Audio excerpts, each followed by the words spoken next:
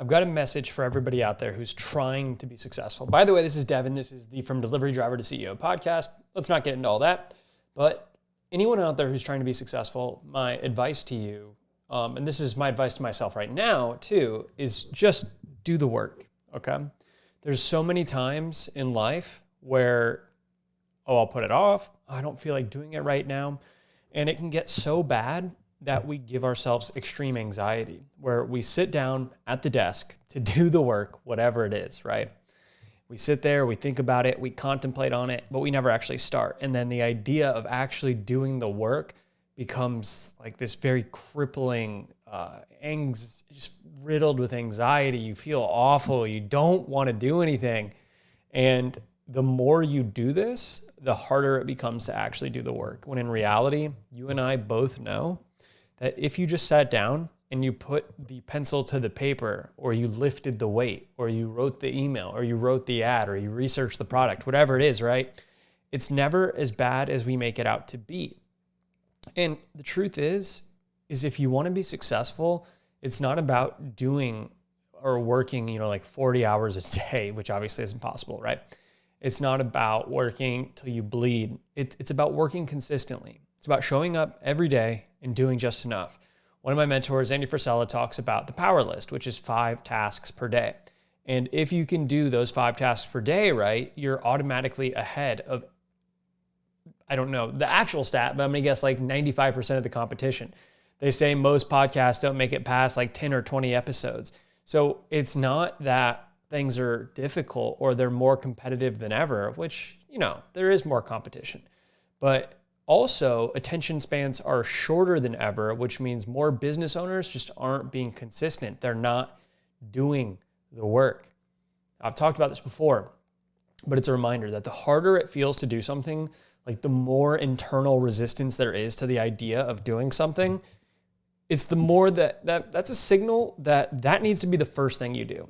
It's a signal that you need to drop everything else and focus on that, because that is going to be the biggest needle mover.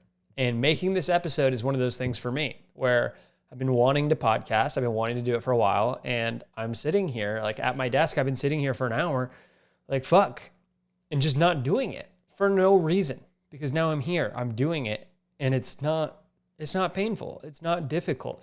And the reward is so much greater than not doing it, because there are 2 possible outcomes at the end of the day. Either A or 1, right?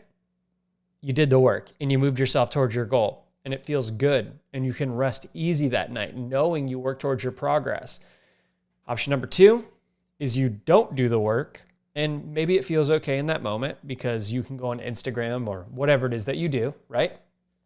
But then that night when you lay down to go to bed, you have a lot of anxiety, you feel terrible about yourself, all the doubt starts to creep in. And what does doubt come from, by the way? Doubt comes from lack of results. How do you get results? Effort, right? Doubt comes from just you not taking the steps to succeed, because confidence can only be gained from experience. But option number 2 is you don't do the work and you feel fine in the moment, but when you lay down in bed at night, you have anxiety, you feel terrible, and it's a self-perpetuating cycle that will continue to repeat itself, because the more often or the longer you put off the work, the more difficult it becomes to do. So, and then that's not even talking about the consequences down the road, because showing up, doing the work, right, compounds over time. You get results, you make money, you have a better lifestyle, better house, more freedom, no worrying about bills, whatever. Not doing the work, again, short-term pleasure. Ooh, Instagram. Ooh, dopamine. Ooh, Tinder. Ooh, whatever, right? Ooh, porn. Look at those girls' boobs. But down the line, what happens? Your situation doesn't change. Your attention span gets worse and worse. And then you kind of, eventually, your willpower becomes so low that you kiss your dreams goodbye forever. And you are destined to either repeat that cycle of anxiety and awfulness, or you just give up on your dreams and accept that you do not deserve any better and that you will live this way forever. So the option is yours. Do you do the work, right? And start the cycle of goodness and happiness and dedication and perseverance and success and reaching your potential? Or do you continue to put it off, continue to make yourself feel anxious for no reason, and kind of end the cycle and accept that you will never achieve greatness. You will never get to do all those things that you set out to do. You will never be the person that you know you're capable of being. And you accept that how your life is right now, or worse, is how you choose to live forever, because you couldn't give up Instagram. You couldn't give up YouTube. You couldn't give up porn. You couldn't give up whatever it is that was so important that it kept you from achieving those goals, and it kept you from giving your family, your wife, your husband, yourself, your children the life that they deserve, right? So what's more important? Fooling off a little bit longer, Devin, or viewer, whoever it is, or sitting down, putting your ass in that chair, right?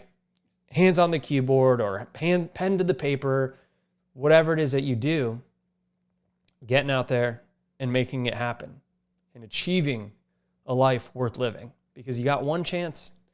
Maybe we come back, I don't know, but as far as I can tell, bro, we got one chance to get out there and make it happen. And you don't have to do it forever. 5 years from now, your life could be entirely different. A lot can be done in 5 years if you're consistent and show up every day. Okay. I thought it would take a lifetime to get a six-pack. I'd tried for 15 years. Issue, I was never consistent. I'd give up after not seeing results for 3 weeks. One time, I finally said, I'll be consistent. Guess what? I got a six-pack in 6 weeks after trying for almost my entire life since I was 12 years old. It doesn't take forever. You don't have to slave away every day for the rest of your life. You might actually, if you choose not to do the work. But if you get after it, you stay consistent, you start today, and you don't stop, a couple years from now, your life could be entirely different.